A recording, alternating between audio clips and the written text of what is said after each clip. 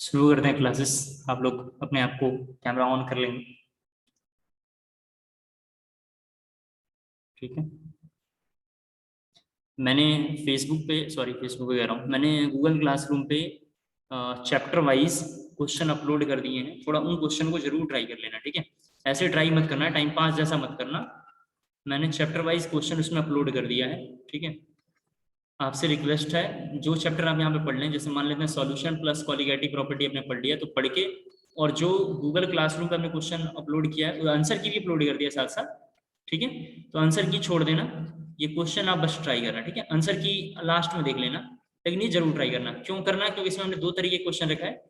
एक single correct रखा है जो बोर्ड में आ रहे हैं हर साल, और एक एसर्शन रीजन आ रहा है। आजकल बोर्ड में हर साल एक एसर्शन रीजन क्वेश्चन आता है। अब सबसे रिक्वेस्ट है, थोड़ा इन दो क्वेश्चनों के लिए हमने सेट तैयार कर दिया है वहाँ। अभी हमने केवल दो अपलोड किया है, सरफेस, और एक हमने अपलोड किया है सॉल्यूशन। तो आप इन दोनों को देख लेना, हमने इन दोनों अपलोड कर दिया है। हर साल बोर्ड में क्वेश्चन आजकल एसर्शन रीजन आ रहे हैं, आपको पैटर्न पता होगा। तो एसर्शन रीजन अगर हम प्रैक्टिस नहीं करेंगे तो रातों रात में प्रैक्टिस से तो होगा नहीं। तो अपने क्वेश्चन वहाँ अपलोड कर दिया, 20-20 क्वेश्चन है, और आप उसे देख लेना अच्छे से, थोड़ा ट्राई कर लेना। अगर लगता है कोई क्वेश्चन मेरे सॉल्व करवाना है, मेरे को स्क्रीनशॉट भेजना, मैं कर दूंगा। तो आपके मेल वेल पे चला गया होगा, इसे चेक कर लेना आप, ठीक है। तो जरा सॉल्यूशन में आगे बढ़ते हैं वापस।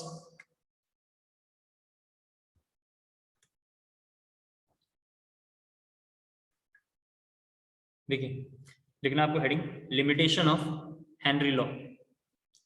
आप हेडिंग लिखना limitation of Henry law. Board के लिए बहुत इंपॉर्टेंट है, ठीक है। हेनरी लॉ इधर थोड़ा साइड में लिख देता हूँ, थोड़ा देख लो। हेनरी लॉ, इसका एप्लीकेशन,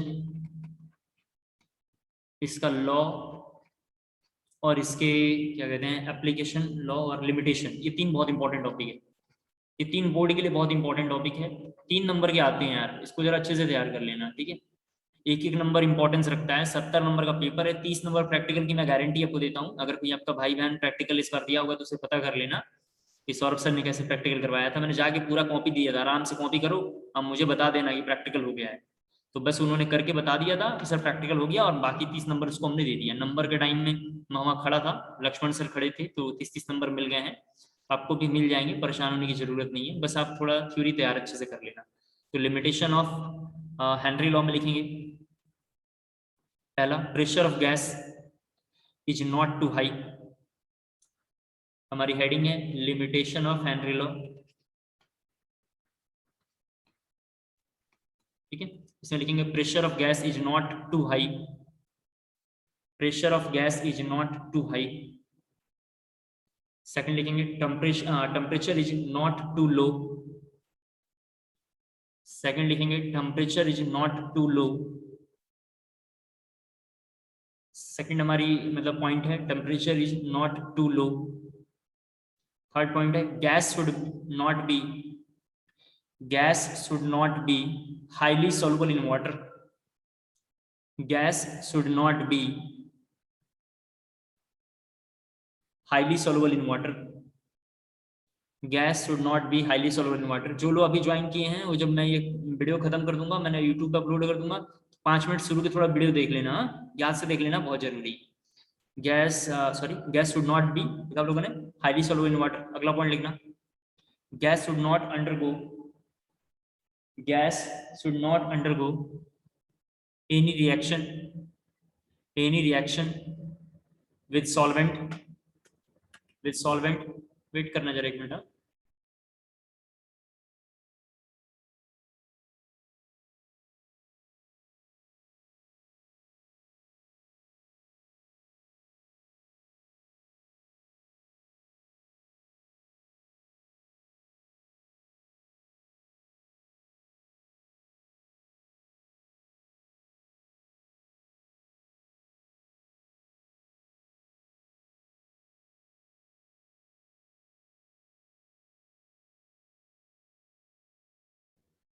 एक बार जरा मेरे पास मैसेज आ रहा है, अननोन कोई इसमें ज्वाइन किया है, जरा देखते हैं कौन अननोन।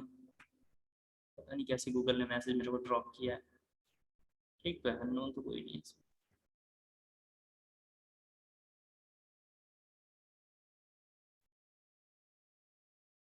देखिए, लास्ट मैंने बोला है gas should not undergo any reaction with solvent at dissociation or association in the solvent. Dissociation or association in the solvent. Dissociation or association in the solvent. Dissociation, association देखा लोगों ने, dissociation और association in the solvent. Next heading लिखेंगे limitation के बाद लिखना है next heading application of Henry law. Next हमारी हेडिंग है एप्लीकेशन ऑफ हेनरी लॉ.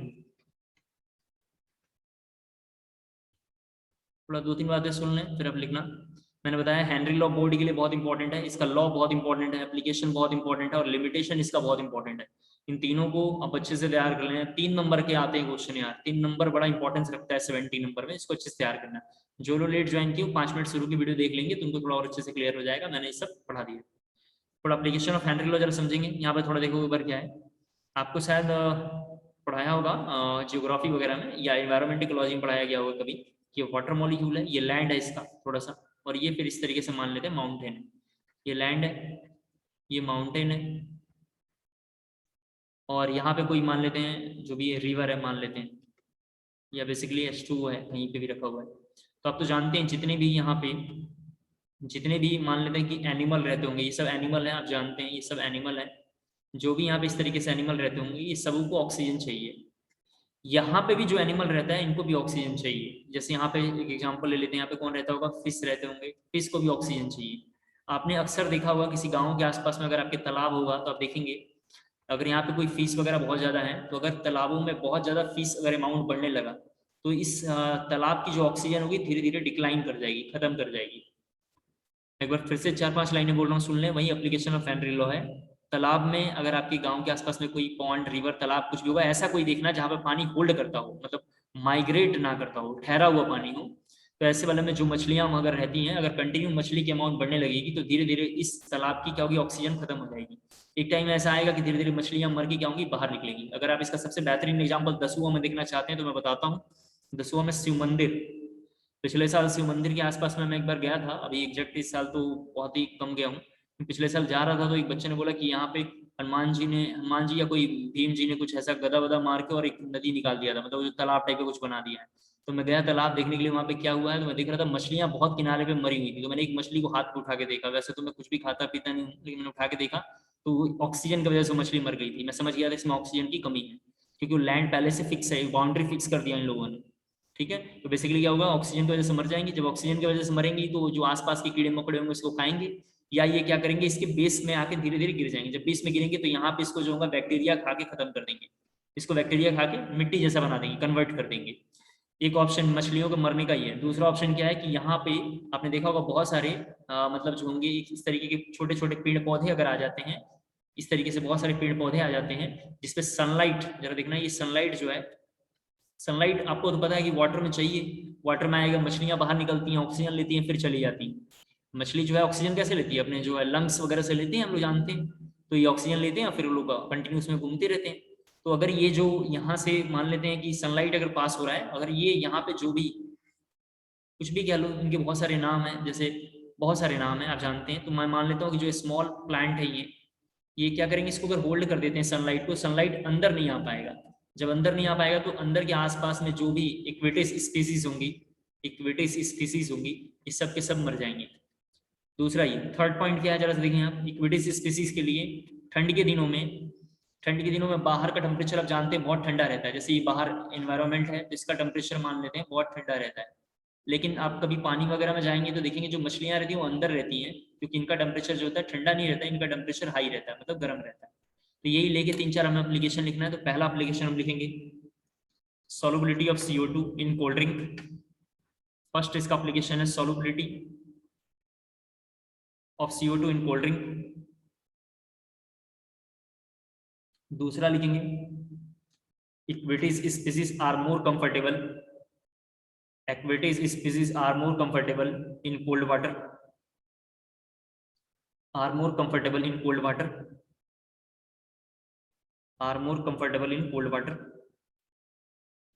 आप में से ऐसे बोलूंगा पता नहीं अच्छा लगेगा नहीं लगेगा, फिर भी आपको बोल रहा हूँ, आप तो जानते हैं पहाड़ों साइड में जो लोग रहते हैं और मान लेते कोई लैंड पे रहता है, यहाँ पर लैंड और मैंने माउंटेन दो फिगर बनाया है, ये भी देखेंगे आपको क्लियर हो जाएगा। जो लोग पहाड़ों के आसपास में रहते हैं और जो लोग माउंटेन में रहते हैं, इसका एग्जाम्पल बहुत इंपॉर्टेंट बता रहा हूँ, उसको ध्यान सुन लें। जो लैंड पे रहते हैं ऐसा माना जाता है उसकी थिंकिंग एबिलिटी बहुत हाई होती है एज कम्पेयर टू पहाड़ी लोगों से। पहाड़ी लोग की आसान शब्दों में बोलूँ तो दिमाग थोड़ा कम काम करता है, ठीक है, क्योंकि इनकी बॉडी में O2 पास नहीं करता है, ठीक है। O2 पास नहीं करने से क्या होगा आप समझ पा रहे होंगे, एनॉक्सिया नाम का डिजीज उनमें जनरेट होगा, एनॉक्सिया नाम का डिजीज उसमें जनरेट होता होगा। इसको लेके थोड़ा हमें एक दो लाइनें लिखनी है। दूसरा आपने कभी सुना होगा आसपास में जैसे मान लेते हैं स्कूबा ड्राइवर वाले जो होते हैं, ठीक है, वो लोग बेसिकली ऑक्सीजन की आपको पता अच्छे से, जो भी वो ऑक्सीजन लेके जाते हैं, ऑक्सीजन की टंकी वगैरह लेके जाते हैं, वो भी किस पे है, हेनरी लॉ पे डिपेंड करता है, वो भी किस पे है, हेनरी लॉ पे डिपेंड करता है। तो इनको लेके जरा सा हम लोग बातचीत करेंगे, तो जरा वेट करें आप थोड़ा, एक बार मैं देख लेता हूँ क्या क्वेश्चन है प्रीवियस इसका, फिर मैं जरा इसको लेके कुछ आपको जरा समझाता हूँ। दो तीन क्वेश्चन एक बार देख लेते हैं फिर मैं इनको लिख पा लूंगा। क्वेश्चन क्या है, कोड का जरा क्वेश्चन एक बार देख लेने दो फिर मैं बताता हूँ इसको।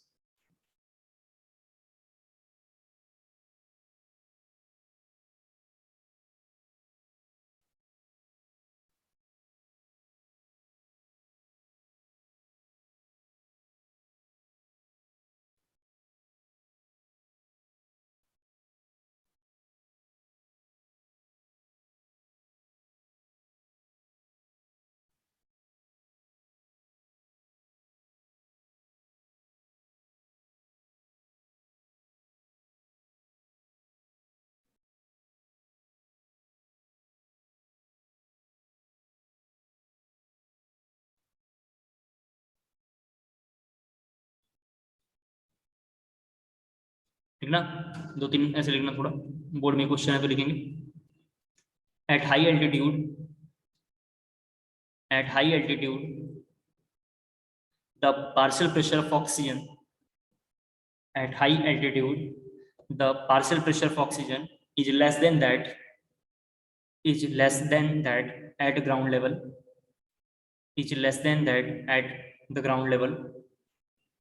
This led, this led LEAD, this led to low concentration of oxygen, to low concentration of oxygen in the blood, in the blood and tissue of people, and tissue of people living at high altitude or climber, tissue of people living at high altitude or climber, आप लोगों ने full stop पे लिखना, low blood oxygen, low blood oxygen cause climbers, low blood लिखा आप लोगों ने, low blood oxygen cause climber to become, to become weak, weak, WEAK, weak and unable to think clearly, and unable to think clearly, unable to think clearly. Symptoms of a condition, symptoms of a condition is known as, symptoms of condition is known as anoxia, ये लिखा पड़ा हुआ anoxia, anoxia के नीचे underline करना है, previous इसमें ये कंटिन्यू आया हुआ क्वेश्चन, इसको जरा अच्छे से देखेंगे। और लास्ट एक प्रॉपर्टी इसकी लिखेंगे, लास्ट एक प्रॉपर्टी लिखेंगे, स्कूबा ड्राइवर, स्कूबा ऐसे लिखते हैं, scuba driver must cope, must cope with high concentration, with high concentration of dissolved gases, of dissolved gases while breathing air, while breathing air at high pressure, while breathing air at high pressure underwater, underwater increases, increased pressure ऐसा लिखना, increased pressure, increased pressure increase the solubility of, increase the solubility of, increase the solubility of atmosphere gases in blood, atmosphere gases in blood when the divers, when the divers come towards surface, come towards surface the pressure is gradually decreases. The pressure is gradually decreases. This release the dissolved gases. This release the dissolved gases and lead to the formation of bubble of nitrogen in the blood लिखना ऐसे लिखना this block कैपिलियर books में लिखा होगा, लिखना CAPILLILLARIS and create a medical condition known as band, BEND, known as band के नीचे भी अंडरलाइन करेंगे, known as band, which are painful and dangerous to life, to avoid band as well as toxic effect of high concentration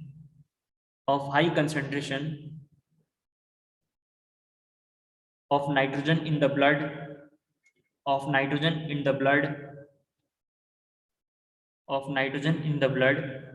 this tank used by scuba diver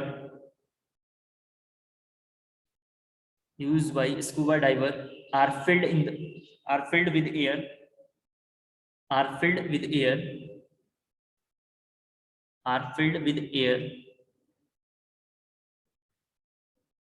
diluted with helium.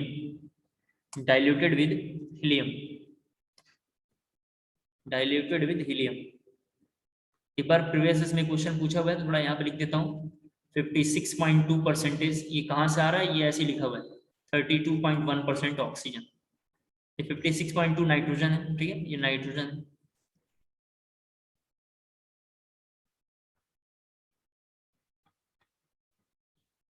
ये थोड़ा हमने ऐसी percentage लिख दिया।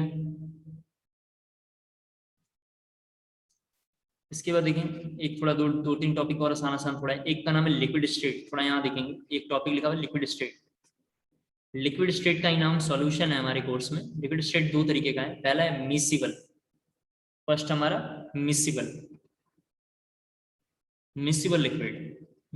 Liquid का ही नाम solution था। Miscible liquid का ही नाम क्या था, सॉल्यूशन था। इस पे वेपर प्रेशर वगैरह अप्लाई हो रहा था, वेपर प्रेशर, राउल्ट्स और जितने भी लॉ हैं सब इस पे वैलिड हैं। दूसरा हमारा है इमिसिबल, जो थोड़ा हमें पढ़ना है। इमिसिबल हमारे कोर्स में नहीं है, ठीक है, इमिसिबल लिक्विड, लेकिन थोड़ा इसे हम करेंगे एक बार। इमिसिबल लिक्विड इसको हम थोड़ा करेंगे, तो हमारी हेडिंग है इमिसिबल लिक्विड। मिसिबल लिक्विड का मतलब क्या होता है, थोड़ा मैं एक बार शायद दोनों को जरा डिस्क्राइब कर दूं। मिसिबल का जरा यहाँ देखो ml लिख लेता हूँ। मिसिबल का मतलब ऐसे थोड़ा ऐसे लिख दिया समझाने के लिए। एक कंटेनर में वाटर भरा पड़ा हुआ है और इसमें हमने शुगर क्यूब्स अंदर डाला, और जैसे ही शुगर क्यूब्स डालेंगे इसमें इंसर्ट होने के बाद ये पूरा इसमें डिजॉल्व हो जाए, सॉल्यूट अपनी आइडेंटिटी को लॉस कर ले। जो इसमें सॉल्यूट है आइडेंटिटी को लॉस कर ले, तो इसको हम बोलेंगे जो मिसिबल है। दूसरा हमें नॉन मिसिबल देखना है या इमिसिबल देखना है। इमिसिबल का सबसे बेहतरीन एग्जांपल है oil droplet plus water. Oil droplet plus water हम दोनों को मिक्स करेंगे तो हमें अच्छे से पता है दोनों इंटरमिक्स अच्छे से नहीं हो पाएंगे। ऑयल ड्रॉपलेट क्या होगा, सरफेस पे रोटेट करता हुआ हमें दिखाई देगा, तो मिसिबल का इमिसिबल का एग्जांपल है। तो लिखेंगे इमिसिबल हमारी हेडिंग थी, उसमें लिखेंगे this type of liquid will do not mix with each other,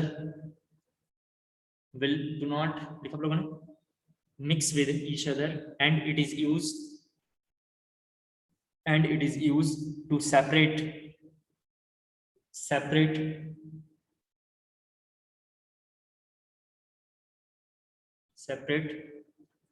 immiscible का फंक्शन। एक बार रुक जाए, तो एग्जाम्पल एक इसका हम थोड़ा बताएं, जल्दी समझ जाओ।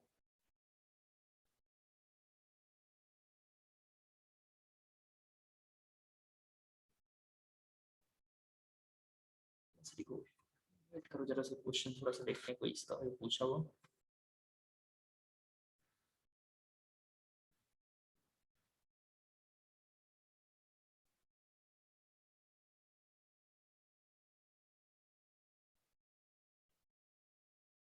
वेट करेंगे जरा एक बार।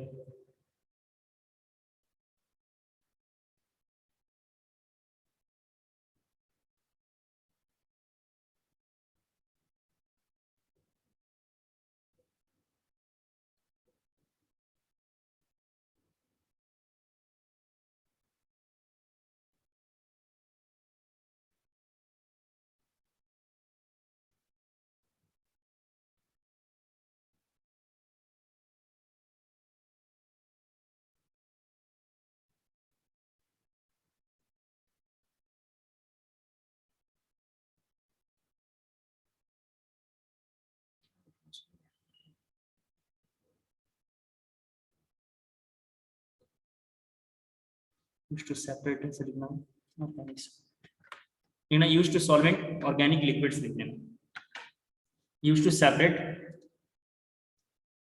organic liquids, full stop, paragraph जरा चेंज करके लिखना, when two liquids लिखना, when two liquids are mixing such a way, are mixing in such a way they do not mix with, they do not mix at all लिखना, they do not mix at all, they do not mix at all, they do not mix at all। पिछले class में हमने Roberts को ऐसा दिखा था Pa plus Pb। हम जानते हैं Pa की वैल्यू भी थोड़ा बार दोबारा लिख रहा हूँ ताकि अगर शायद आपको भूल गया हो तो Pa एक्स आप लिखते थे, आपको पता होगा, और P not be equal to जरा से, सॉरी Pv इक्वल टू हम लिख रहे थे, यहाँ पे Pv इक्वल टू हम लिख रहे थे P not B X B. ये हमें अच्छे से पता है। जब कोई मॉलिक्यूल में, जरा ध्यान सुनना है, जब कोई मॉलिक्यूल में डिजोल्व ही नहीं हो रहा है, इमिसिबल ही नहीं हो रहा है, इमिसिबल है, मिसिबल ही नहीं है, तो ऐसे केस में एक्स की वैल्यू कितनी होगी, 1 होगी, क्योंकि X A plus X B equal to 1 होता है, लेकिन डिजोल्व ही नहीं है तो एक्स की वैल्यू कितनी होगी, 1 होगी। तो ऐसे केस में जो पी ए की वैल्यू होगी वो कितना हो जाएगा, पी नॉट ए हो जाएगा। और जब इसमें भी देखेंगे तो एक्स बी की वैल्यू कितनी होगी, 1 होगी। तो ऐसे केस में जो पी वी की वैल्यू होगी वो कितना होगा, पी नॉट बी होगा। अगर कोई आपसे पूछता है कि पी और पी नॉट बी की वैल्यू कितनी होगी, ये सब कैलकुलेट करना है, जरा देखेंगे कैसे हम कैलकुलेट करेंगे। देखें, कॉपी कर लिया होगा आपने, देखते हैं जरा से इसके बारे में। तो मुझे अगर पीए निकालना होगा तो पीए कैसे निकालते थे, अगर आपको याद होगा थोड़ा, सभी बच्चे देखें, पी नॉट ए पीए की बात है, तो पी नॉट ए निकालना तो कैसे निकालेंगे। हमने पिछले क्लास में गैस स्टेट में पढ़ रखा है कि पीवी इक्वल टू एनआरटी, आपको याद होगा, पीवी इक्वल टू एनआरटी पढ़ रखा है। तो मैं यहाँ पे लिखूंगा मोल ऑफ ए, आर एक गैस कॉन्स्टेंट है और वॉल्यूम। फिर पी नॉट बी अगर हम यहाँ से निकालना चाहते हैं तो कैसे निकालेंगे, N B R T by V. Sir आपको कैसे पता चला ये दोनों निकालना है, क्योंकि इस केस में इमिसिबल है, कोई एक डिजोल्व नहीं हो रहा है। कौन डिजोल्व नहीं होगा, सॉल्यूट। जब सॉल्यूट डिजोल्व नहीं होगा तो ऐसे केस में आप समझ पा रहे होंगे, जब सॉल्यूट डिजोल्व ही नहीं है तो सॉल्वेंट का जो होगा वही मोल फ्रैक्शन में हम कंसिडर करेंगे। तो ऐसे केस में सारी वैल्यू इस तरीके की आएंगी। इसके बाद रेशियो निकाल रहे थे पिछले क्लास में रॉबर्ट्स लॉ में, तो रॉबर्ट्स लॉ का जो रेशियो था पी नॉट ए, जरा यहाँ देखेंगे, और पी नॉट बी का जो रेशियो था वहां पे N A by N B था। तो यहाँ पे अगर मैं रेशियो निकालूंगा तो कैसे निकालूंगा, weight of A, weight of B into molar mass of B into molar mass of A. ये थोड़ा एक लाइन हमने बढ़ा लिया है, ठीक है, ये लाइन थोड़ा बढ़ा लिया है, नहीं तो ये रॉबर्ट्स लॉ में एप्लीकेबल था, रॉबर्ट्स लॉ में ये एप्लीकेबल था।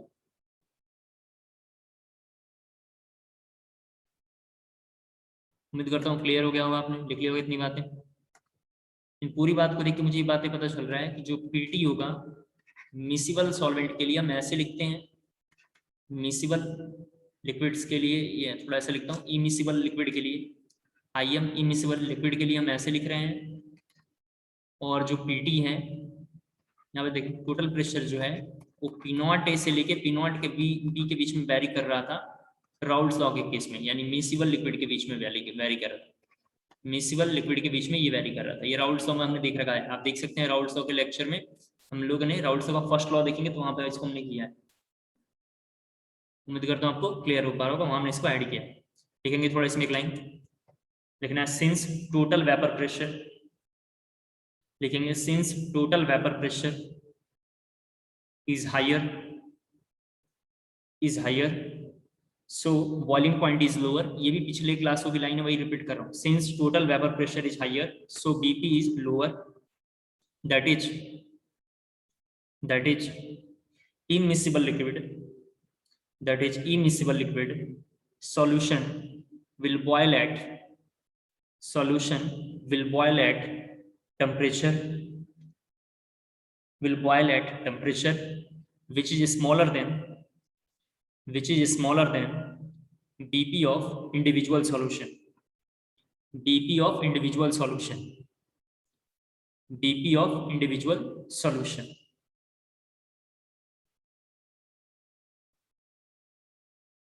आसान शब्दों में मैं कहना चाह रहा हूं कि मिसिबल लिक्विड का या मिसिबल सॉल्यूशन का जो बॉइलिंग पॉइंट होगा वो दोनों के बीच में होगा, P0 P0 B के बीच में होगा। राउल्ट्स लॉ का फर्स्ट लॉ देखेंगे तो क्लियर हो जाएगा। इमिसिबल में क्या होगा कि वेपर प्रेशर उसका बढ़ जाएगा, वेपर प्रेशर बढ़ेगा तो ऐसे केस में जाहिर सी बात है बॉइलिंग पॉइंट से कम हो जाएगा, क्योंकि Vp is inversely proportional to boiling point होता है। उम्मीद करता हूं आपको क्लियर हो गया होगा। सॉल्यूशन चैप्टर एनसीईआरटी के हिसाब से हमने कंप्लीट खत्म कर लिया है, एनसीईआरटी के हिसाब से हमने कंप्लीट खत्म कर लिया है। एक टॉपिक जरा सा देखें, एनसीईआरटी में ये नहीं लिखा हुआ लेकिन इसको हम करेंगे, लेकिन थोड़ा इसमें टाइम लगेगा, 1-2 दिन, ठीक है। तो ये लिखा हुआ अभी फिलहाल ये टॉपिक लिखेंगे हम लोग, जैसे लिखा हुआ है यहाँ पे डिटर्मिनेशन ऑफ, या डिटर्मिनेशन बाई कर देते हैं, डिटर्मिनेशन बाई, लिखा हुआ डिटर्मिनेशन बाई ऑस्टवाल्ड वॉकर मेथड। ये कुछ होगा, अब ये कुछ क्या है इसको हम लोग शायद कल की क्लास में देखेंगे। अभी फिलहाल आपको इसके लिए 3 पेज मतलब छोड़ देना है, 3 पेजेस आप छोड़ देंगे। 3 पेज को अगर आगे पीछे लेंगे तो टोटल 6 पेज हुआ, अदरवाइज 3 पेज आप इसके लिए छोड़ देंगे, क्योंकि एक बार जब सॉल्यूशन गैस स्टेट और सॉलिड स्टेट तीनों अगर आप अच्छे से पढ़ लेंगे तभी ये हम टॉपिक कर पाएंगे। गैस स्टेट मैंने पढ़ा दिया है, सॉल्यूशन हो गया है, और इसके बाद जो हमने एक टॉपिक जो था सॉलिड स्टेट भी कवर कर दिया है। इन तीनों को जरा अच्छे से तैयार कर लेना है, एक बार अच्छे से घर पे पढ़ लेना है। ऑस्टवाल्ड वॉकर मेथड हम कल की क्लास में करेंगे, आज थोड़ा सा हम लोग दूसरा चैप्टर करेंगे, ठीक है। तो एक बार जरा एनसीईआरटी लेकर आएंगे, क्योंकि अब इस चैप्टर में एनसीईआरटी का बड़ा रोल है। तो एनसीईआरटी एक बार जरा सभी लोग लेकर आ जाए अपने पास, फर्स्ट बुक एनसीईआरटी लेकर आ जाएंगे। एनसीईआरटी की फर्स्ट बुक जरा लेकर आना है, 12th का फर्स्ट बुक।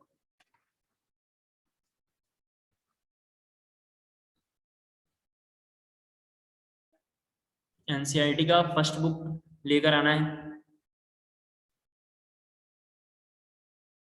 जो लोग लेट ज्वाइन किए थे शुरू के फर्स्ट इसी लेक्चर के 5 मिनट तक देख लेंगे, ताकि मैंने कुछ इंपॉर्टेंट बातें बोली होंगी उनको सुन लेंगे। एनसीईआरटी 12th का फर्स्ट बुक लेकर आ गए होंगे आप। इसके बाद अब हम लोग करेंगे सरफेस केमिस्ट्री करेंगे, चैप्टर नंबर 5 हम करेंगे थोड़ा। चैप्टर नंबर 5 हम करेंगे सरफेस, ये 5 नंबर चैप्टर है जिसमें एनसीईआरटी की बहुत जरूरी है, यानी बहुत नीड है एनसीईआरटी की। एक बार जरा सभी बच्चे एनसीईआरटी लेकर आ जाए, और उसके बाद कैमरा ऑन कर लें लाने के बाद, क्योंकि सबका कैमरा बंद चल रहा है, ठीक है। देखते हैं एनसीईआरटी लेकर आ गए तो आप लोग। इस चैप्टर में 3 पार्ट में है ये चैप्टर, जरा देख लें। ये चैप्टर 3 पार्ट में है। फर्स्ट पार्ट का नाम है एडजॉर्प्शन, दूसरे पार्ट का नाम है कैटालिसिस। फर्स्ट पार्ट ये है, सेकंड पार्ट का नाम है कैटालिसिस, और जिस चैप्टर का जो थर्ड पार्ट है उसका नाम है कोलाइडल सॉल्यूशन। कोलाइडल सॉल्यूशन किसी किसी बुक्स में ऑर्डर इधर उधर लिखा होगा, लेकिन ये 3 पार्ट में है। इसी वीक में चैप्टर खत्म हो जाएगा, छोटा चैप्टर है, जल्दी खत्म हो जाएगा, ठीक है। एडजॉर्प्शन मैं यहाँ पे थोड़ा लिखता हूँ, एडजॉर्प्शन कहाँ पे लेना है, सरफेस केमिस्ट्री किस चैप्टर से लेना देना जरा सा देखना है। सरफेस केमिस्ट्री हाइड्रोजन में देखना है। इसके अलावा क्लास 11th की ऑर्गेनिक केमिस्ट्री में आपने एक टॉपिक देखना है स्ट्रक्चरल आइडेंटिफिकेशन, वहां पे मिल जाएगा। ये मैं लिख दे रहा हूँ क्योंकि अब समझ पा रहे हैं ना, क्योंकि अब दोबारा तो शुरू होगा नहीं, मतलब अब ये सारे टॉपिक, अब टाइम हमारे पास कम है, मतलब अब इसी साल बचा हुआ टाइम, तो हमें थोड़ा अच्छे से रिवाइज करना है। मैं लिख दे रहा हूँ कहाँ पे ये टॉपिक लिख दिया हुआ है। हाइड्रोजन, स्ट्रक्चरल आइडेंटिफिकेशन, इसके बाद रिडक्शन में बहुत बार आएगा ये, रिडक्शन में आएगा। रिडक्शन का मतलब ऑर्गेनिक रिडक्शन, ऑर्गेनिक केमिस्ट्री में आएगा। ठीक है, ऑर्गेनिक केमिस्ट्री में आएगा। सरफेस केमिस्ट्री का बहुत बड़ा रोल है, मतलब आपसे मैं कहना चाह रहा हूँ कि देखो टाइम अब कम है हमारे पास, 5-6 महीने बचे हुए हैं, हमारे जेईई का एग्जाम है, तो आप थोड़ा सीरियस होकर चैप्टर को घर पे रिवाइज करिएगा। लेकिन मैं जब भी पढ़ाऊंगा 11-12 को लिंक करके पढ़ाऊंगा, ताकि आपको रिवाइज भी होता रहे और साथ साथ आप देख लेंगे। ठीक है, तो सरफेस में हमारे 3 पार्ट है, एडजॉर्प्शन, कैटालिसिस, कोलाइडल सॉल्यूशन। हम तीनों को लेके एक एक करके अच्छे से इसको पढ़ेंगे और फिर आप ध्यान से देख लेना। तो आप ये लिख लो और इसके बाद हेडिंग लिखना एडजॉर्प्शन, आपकी हेडिंग है एडजॉर्प्शन। एनसीईआरटी जब मैं बोलूंगा कि एनसीईआरटी में ये लाइन पेज नंबर पे लिखा हुआ है, इसको अच्छे से रट्टा मारना है, तो बस आपको भी वो रट्टा ही मारना है, कोई ऑप्शन नहीं है, क्योंकि डायरेक्ट वहां से क्वेश्चन आया हुआ है 10 सालों के ट्रेंड में। ठीक है, इसको जरा मैं अब रफ कर रहा हूँ, एडजॉर्प्शन के बारे में चीजें देखते हैं जरा सा।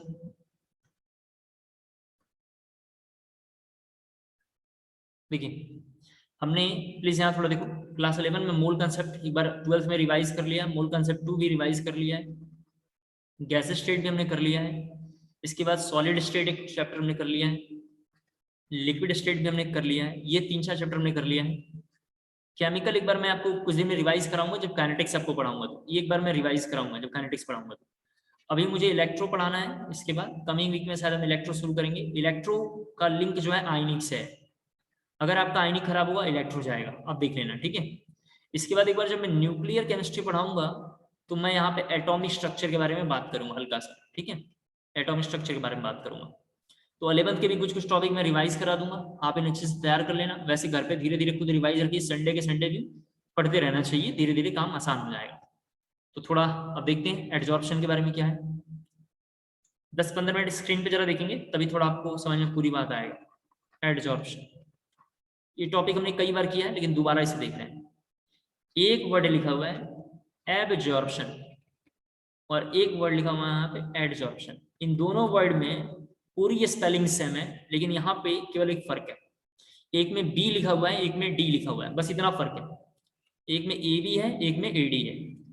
इसको समझने के लिए हम क्या करेंगे, कंटेनर लेंगे, यहाँ पे हमारे पास एक कंटेनर है, इस कंटेनर में वाटर मॉलिक्यूल भर देंगे और स्क्रॉच बाइट एक कंपनी है, उसका स्पॉन्ज आता हुआ, उसका स्पॉन्ज आता हुआ जो मान लेते हैं कि इस शेप में बना हुआ है, ये स्पॉन्ज है, इसको उठा के इसके अंदर डाल देंगे। जैसे डालेंगे तो हमें दिखाई देगा कि स्पॉन्ज बाइट ये जो है धीरे धीरे पहले वाटर मॉलिक्यूल इसके सरफेस पे आएगा और सरफेस पे आते आते वाटर मॉलिक्यूल क्या होगा, इसके बल्क तक आने लगेगा। कहाँ तक आएगा, बल्क तक आने लगेगा, यानी इसमें जो होगा बल्क तक आ रहा होगा, बल्क तक वाटर मॉलिक्यूल आएगा, फिर धीरे धीरे क्या होगा, बकेट में डूब जाएगा। स्पॉन्ज बाइट येलो कलर का होता है, फोम ही टाइप का रहता है, आप समझ रहे होंगे। घरों में सोफे में बेड वेड में इन चीजों का ज्यादातर यूज करते हैं, जो आजकल हल्के हल्के सोफे आते हैं, जो सस्ते वाले सोफे हैं, उनमें स्पॉन्ज बाइट टाइप का आता है, फोम फोम रहता है बेसिकली, उसको यूज करते हैं। इसको हम डाल देंगे, जैसे ही पानी में डालेंगे क्या होगा, बेसिकली पहले तो पानी इसको तुरंत डुबा नहीं देगा, पहले सरफेस पे वाटर मॉलिक्यूल धीरे धीरे धीरे धीरे करके उसको भीगते जाएंगे। जब वाटर मॉलिक्यूल पूरे सरफेस पे उसके आ जाएगा, सरफेस में आने के बाद सीधा क्या होगा, नीचे चला जाएगा, नीचे जाने के बाद क्या होगा, बल्क में बैठ जाएगा। तो एब्जॉर्प्शन का मतलब बल्क होता है, ध्यान रखना है। यानी एब्जॉर्प्शन का मतलब क्या है, बल्क फिनोमिना है। कैसा है ये, बल्क फिनोमिना है, ये बल्क फिनोमिना है। इसके बाद एडजॉर्प्शन के बारे में जरा सा देखेंगे, एडजॉर्प्शन क्या है। एडजॉर्प्शन में भी हमने एक कंटेनर लिया होगा और इस कंटेनर में हमने इंक फिल कर दिया, इस कंटेनर में हमने ब्लू या ब्लैक इंक फिल कर दिया, और एक चौक लिया हमने और चौक को तुरंत इंसर्ट करके तुरंत बाहर निकाल देंगे। इसमें क्या कर रहे हैं, थोड़े लिमिटेड टाइम के लिए छोड़ रहे हैं और इसको तुरंत डाल के तुरंत बाहर निकालेंगे। जैसे बाहर निकालेंगे तो ये सपोज दैट मेरा अगर चौक है, तो इस चौक के सरफेस पे, इस चौक के सरफेस पे अगर मैंने ब्लू कलर लिया होगा या ब्लैक कलर लिया होगा, तो एक ब्लैक कलर का यहाँ लेयर आ जाएगा। लेकिन जिस चौक को अगर मैं यहाँ से कट करूंगा, तब समझ पा रहे होंगे, ये जो चौक था जरा सा देखिए, यहाँ से कट करने के बाद ये दोनों पोर्शन, ये वाला पोर्शन जिसको मैं थोड़ा डार्क कर रहा हूँ, ये अभी भी कैसा होगा, व्हाइट कलर का होगा। कैसा होगा, व्हाइट कलर का होगा। इसका मतलब इसमें क्या हो रहा है, सरफेस पे केवल मॉलिक्यूल आ रहा है, यहाँ आ रहा है, कहाँ आ रहा है, सरफेस पे मॉलिक्यूल आ रहा है, तो हम बोलेंगे सरफेस फिनोमिना है। एडजॉर्प्शन, ध्यान सुनना है, एडी, एडजॉर्प्शन एक सरफेस फिनोमिना है जिसमें दो कंपोनेंट आएंगे, एक जो इंक में इंसर्ट होगा, जिसके ऊपर इंक आएगा, एक जो इंसर्ट होगा और जिसके ऊपर इंक आएगा, दूसरा जिसके अंदर इंसर्ट होगा यानी इंक, एक चौक और एक इंक। एब्जॉर्प्शन में भी दो हैं, एक वाटर में जाएगा और जिसके ऊपर एक वाटर आएगा, लेकिन एब्जॉर्प्शन में बल्क फिनोमिना होता है और एब्जॉर्प्शन में सरफेस फिनोमिना होता है। पहली बात। दूसरी इंपॉर्टेंट बात, एब्जॉर्प्शन जब भी हो रहा है तो मैंने बोला स्पॉन्ज बाइट वाटर कंटेनर में गया, धीरे धीरे उसके पहले सरफेस पे मॉलिक्यूल आया है, फिर कहाँ गया, बीच में गया है। तो वाटर मॉलिक्यूल पहले धीरे धीरे धीरे क्या आ रहा है, सरफेस पे आ रहा है, फिर बीच में आ रहा है। इसका मतलब एब्जॉर्प्शन में, ध्यान सुना है, एब्जॉर्प्शन में अपने आप एड्जॉर्प्शन होगा। एब्जॉर्प्शन में क्या होगा, अपने आप एड्जॉर्प्शन होगा, क्योंकि पहले वाटर मॉलिक्यूल सरफेस पे आएगा फिर बीच में जाएगा। यानी कभी भी एब्जॉर्प्शन होने वाला होगा तो एड्जॉर्प्शन उसमें इनबिल्ट होगा, पहले से होगा और बीच में आएगा। उम्मीद करता हूँ क्लियर हो गया होगा। इतनी बातें जरा जल्दी से पहले कॉपी करेंगे, इतनी बातें जरा जल्दी से कॉपी करना है।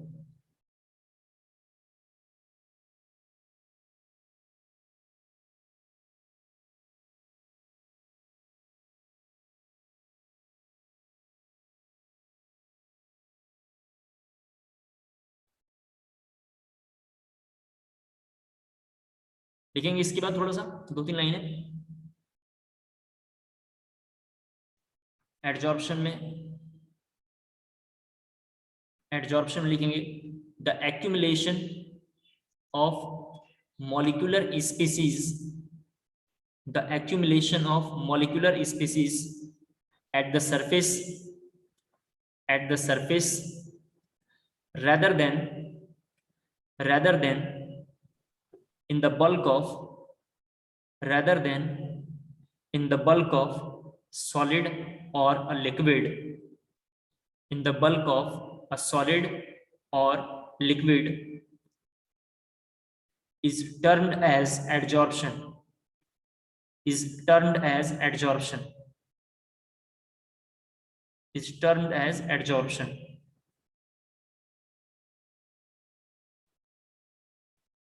लिखेंगे इसके बाद अगली हेडिंग, is termed as, क्या लिखा आप लोगों ने, adsorption, एडी लिखना है, ध्यान रखना है बार बार, एडी adsorption। फिर इसके बाद 2 वर्ड जरा देखिए आप, एक वर्ड लिखा होगा एनसीईआरटी में एडजॉर्बेंट, और एक वर्ड लिखा होगा एडजॉर्बेट। जैसे यहां पे होता तो क्या लिखते हैं हम, जरा देखो, एब्जॉर्बेट, और क्या होता है, एब्जॉर्बेंट। सेम सेम डेफिनेशन है, बस यहाँ बल्क बल्क फिनोमिना बोलेंगे और यहाँ सरफेस फिनोमिना बोलेंगे। तो एडजॉर्बेंट लिखेंगे थोड़ा पहले, एडी एडी बार बार रिपीट कर रहा हूँ, एडी एडी क्योंकि थोड़ा बड़ा कंट्रडिक्शन होता है। लिखेंगे एडजॉर्बेंट में the substance on the surface, the substance on the surface of which adsorption, the substance on the surface of which adsorption take place, of which adsorption take place is called adsorbent, is called adsorbent। दूसरा लिखेंगे adsorbate, adsorbate में लिखेंगे the substance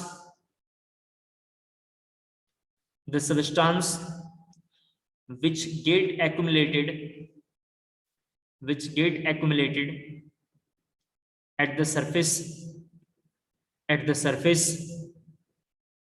is called adsorbent, is called adsorbent। Full stop, paragraph जरा change करके लिखना है, adsorption is initially a surface phenomena, ad ad ad बार बार हमें बोलना है, adsorption is initially a surface phenomena, is surface phenomena. ठीक है, इसके बाद देखें डेफिनेशन, थोड़ा 2-3 लाइन और। एक डेफिनेशन का नाम है सॉर्प्शन, पहले देख लो समझ लो, फिर थोड़ा हम लिख लेंगे इसके बारे में भी।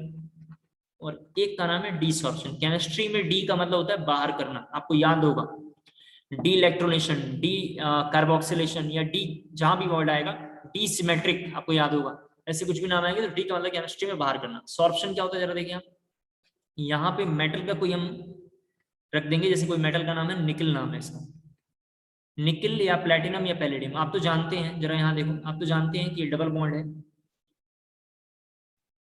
देखें थोड़ा यहाँ, ये डबल बॉन्ड है, और इस पे हम हाइड्रोजनेशन अगर कराना है तो निकल, प्लैटिनम या पैलेडियम को लेंगे, इनमें किसी एक को भी लेंगे। ये क्या करता है, हाइड्रोजन को अपने सरफेस पे कॉल करता है, हाइड्रोजन को अपने सरफेस पे बुलाएगा। हाइड्रोजन कहाँ से आते हैं, इन्वायरमेंट से आते हैं, ये हाइड्रोजन कहाँ से आएंगे, इन्वायरमेंट से आएंगे, और आके इसके सरफेस पे बैठ जाएंगे।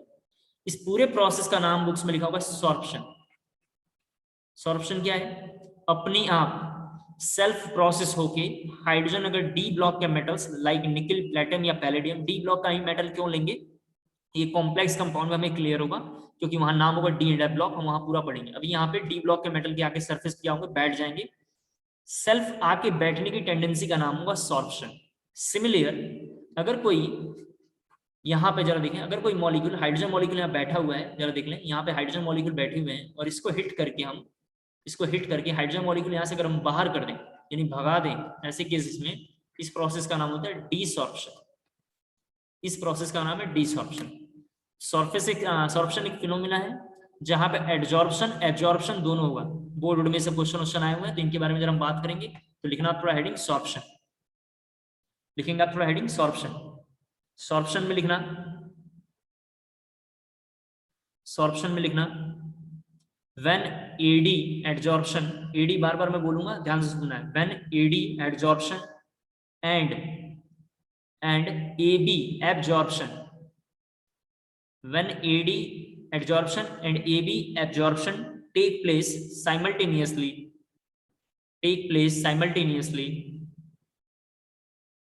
this process, yeah, the process is called sorption.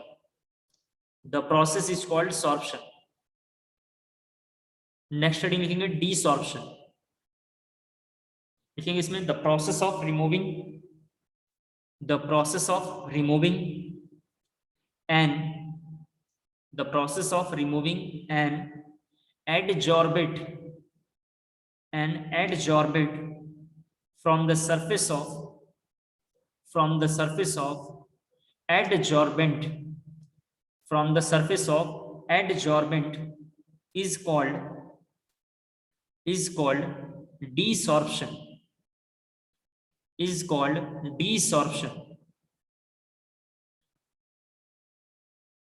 Next heading थोड़ा लिखेंगे, एक लाइन का डेफिनेशन है, लिखेंगे थोड़ा सा डिफरेंस बिटवीन, एक लाइन बस इसमें लिखेंगे तो थोड़ा हेडिंग लिखना, difference between adsorption and absorption, difference between adsorption and absorption, difference between adsorption and absorption. इसमें लिखेंगे इन absorption AB in absorption the substance is distributed uniformly,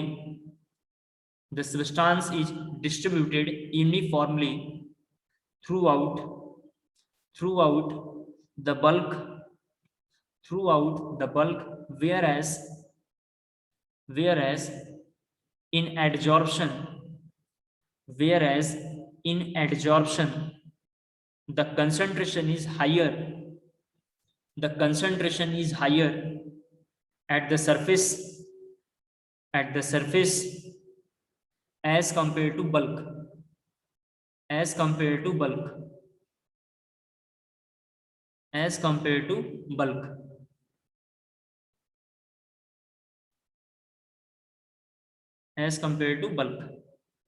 देखिए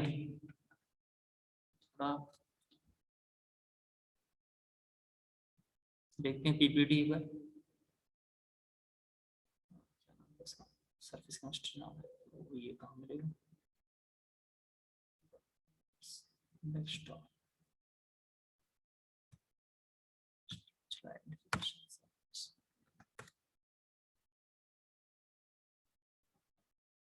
सॉलिड सॉल्यूशन घर पे पढ़ लेना आप।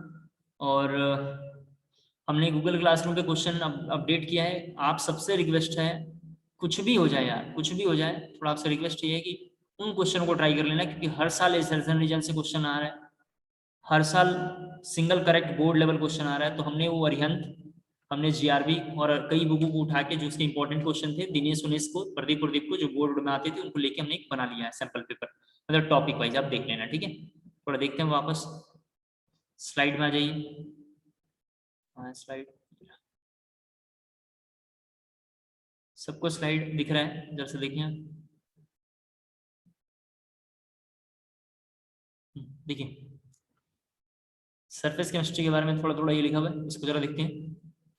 सरफेस केमिस्ट्री के बारे में लिखा हुआ है, इंट्रोडक्शन टू सरफेस केमिस्ट्री, ठीक है। ये चैप्टर पीपीटी से हम करेंगे क्योंकि थोड़ा आसान है, सबसे छोटा चैप्टर है, 3 से 4 दिन में निपट जाएगा, 3 से 4 दिन भी बहुत ज्यादा बोल रहा हूँ, निपट जाएगा। देखेंगे यहाँ पे लिखा हुआ है कि ये किसी पत्ते पे इस तरीके का ड्रॉपलेट है, तो इसके बारे में थोड़ा थोड़ा डेफिनेशन लिखा हुआ है, आप देख सकते हैं आप। ठीक है, देखते चलो आप, इसमें जो काम का भी है सब तो है नहीं।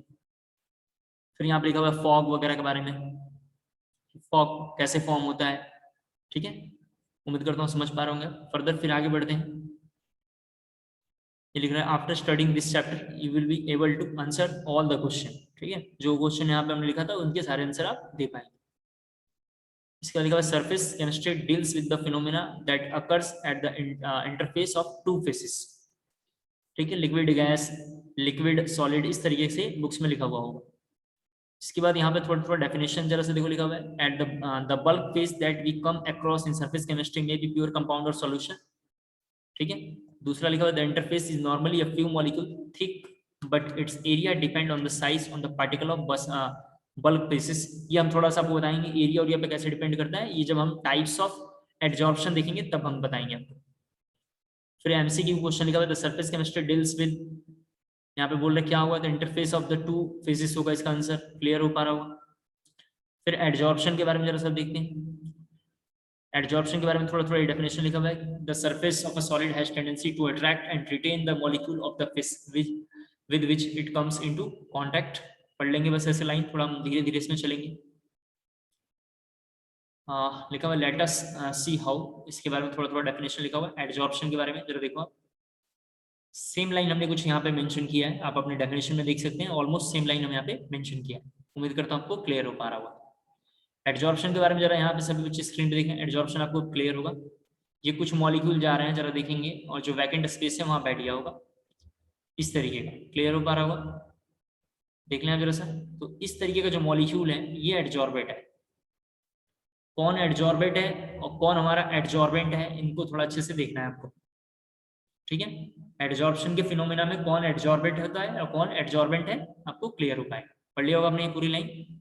आगे बढ़ते हैं।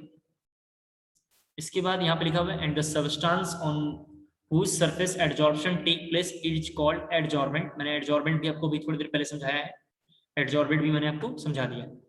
फर्दर फिर आगे बढ़ेंगे तो लिखा हुआ है एडजॉर्बेंट चारकोल, देख लें जरा साहब, एग्जाम्पल है एडजॉर्बेंट का, एग्जाम्पल कौन सा है, चारकोल। फर्दर फिर आगे बढ़ेंगे तो सिलिका जेल, ये सिलिका जेल है, जरा सभी बच्चे स्क्रीन पे देखते चलें। आपने किसी बड़े शादी पार्टी वार्टी में देखा होगा, हर जगह सिलिका जेल रखे होते हैं, या वहाँ पे सिलिका की कुछ मूर्तियां वगैरह रखी रहती हैं, कोई खूबसूरत लड़की वड़की हाथी वाथी का बना के रखा रहता है, ताकि जो होगा वहाँ के मॉइस्चर को एब्जॉर्ब कर पाए। ठीक है, फिर एल्युमिनियम जेल, इसे एल्युमिनियम जेल बोलते हैं। फिर क्ले, इसका नाम क्ले है। फर्दर आगे बढ़ते हैं, जरा से देखते हैं metals in the finally divide state etcetera. कि मेटल्स हैं फाइनली डिवाइडेड स्टेट का मतलब ये हो गया जैसे निकल, प्लेटिनम और पैलेडियम का पाउडर। क्या ये निकल, प्लेटिनम, पैलेडियम का क्या ये पाउडर है। उम्मीद करता हूँ आगे बढ़ेंगे। ठीक है, इसके बाद एमसीक्यू है। एमसीक्यू के बारे में थोड़ा लिखा हुआ है कि एडजॉर्प्शन क्या है, एब्जॉर्प्शन क्या है। एब्जॉर्प्शन मैंने आपको समझा दिया है और एडजॉर्प्शन क्या है मैंने आपको समझा दिया। उम्मीद करता हूँ आपको क्लियर हो गया होगा। नेक्स्ट फर्दर जरा सा देखते हैं आगे। और दूसरा लिखा हुआ है example of adsorbent. Previous years में ऐसे बोर्ड में क्वेश्चन आते हैं कि नंबर के, इनमें से कौन सा एडजॉर्बेंट है, कौन सा एडजॉर्बेंट और कौन सा एडजॉर्बेट है, आप थोड़ा पढ़ लेना अच्छे से। ठीक है, ध्यान से इन दो को देख लेना।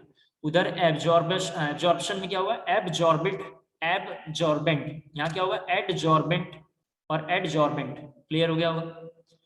फिर इसके बाद यहाँ पे लिखा हुआ एडजॉर्प्शन इन एक्शन, जिसको हम देखेंगे कल की क्लास में कि एडजॉर्प्शन ये कैसे काम करता होगा, इसको हम लोग देखेंगे कल की क्लास में। ठीक है, तो होमवर्क जरा सुन ले क्या है, solid state solution, solid state solution और गैस स्टेट थोड़ा एक बार अच्छे से आप पढ़ के आइएगा, तीनों पढ़ के आएंगे तो ओस्टवाल्ड वाकर प्रोसेस हम लोग कल कर लेंगे, 15-20 मिनट का टॉपिक है।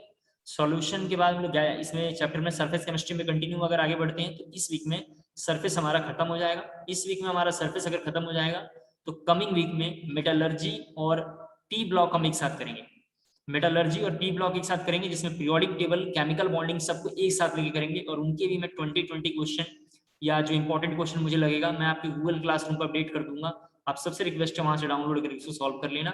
फिर हम लोग कॉम्प्लेक्स, थोड़ा काफी मुश्किल चैप्टर है, कॉम्प्लेक्स को थोड़ा ध्यान से पढ़ेंगे और उसके बाद एक चैप्टर हमारे पास जो थोड़ा मुश्किल रहेगा, इलेक्ट्रोकाइनेटिक्स। फर्स्ट बुक में सबसे ज्यादा इंपॉर्टेंट मुश्किल चैप्टर है इलेक्ट्रोकाइनेटिक्स। तो आज के लिए इतना बहुत है। Thank you so much.